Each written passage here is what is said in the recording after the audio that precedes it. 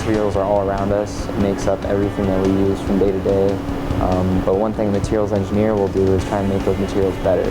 I think materials science and engineering is basically when engineers take materials that are in everyday use and we look at it in the microscopic scale and the atomic scale and then try to enhance them into like our macro scale everyday materials that we use.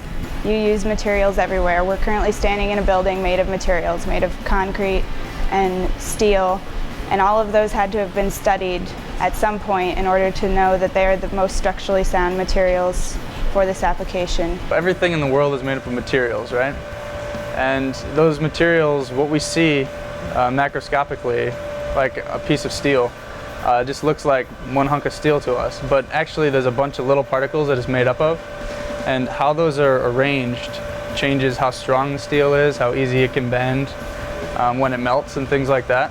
So material science and engineering is actually controlling that so that we can change how strong the steel is or anything. We also do polymers and plastics, ceramics, and electronic materials also. Using science and engineering to make everything better in our world. We can look at a failure of a piece and determine why it failed, how it failed, if a similar piece that's in use will fail.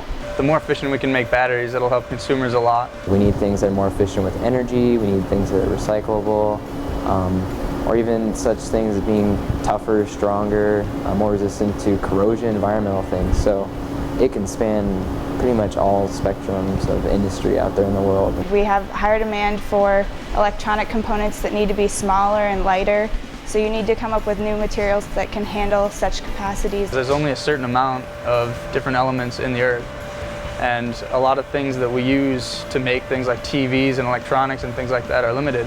So if we can figure out how to recycle them and reuse that, it'll be more cost-effective. Another realm of materials that's going to, I think, be on the rise in the future is going to be multifunctional materials. Life cycle, the whole system. What's going to happen to this in the end? Things like plastics and stuff. A lot of people are worried about landfills and things like that they don't break down very well. So there's people working on polymers that are made out of biomaterials like corn and potatoes and things like that will actually biodegrade. I feel like I have so many options to choose from and so many different areas I could go to. To make technology greener and as well keeping it friendly enough for everybody to still want to use in everyday applications and not make it a big hassle for everybody to become a green society. Ames Lab is located on the edge of campus, and it allows a lot of students to have research positions with professors or scientists to allow them also the opportunity. The visit I had to Iowa State sold me.